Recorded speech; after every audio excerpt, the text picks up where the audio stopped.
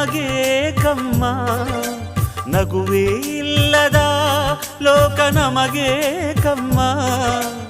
ಈ ಲೋಕದ ಶೃಂಗಾರವೇ ನೀನೇ ಹೂವಮ್ಮ, ಈ ಲೋಕಕ್ಕೆ ವೈಯಾರವೇ ನೀನೇ ಹೂವಮ್ಮ. ಈ ಕವನ ಕೇಳಿ ಆ ಚಂದ್ರ ಕರಗಿದನು,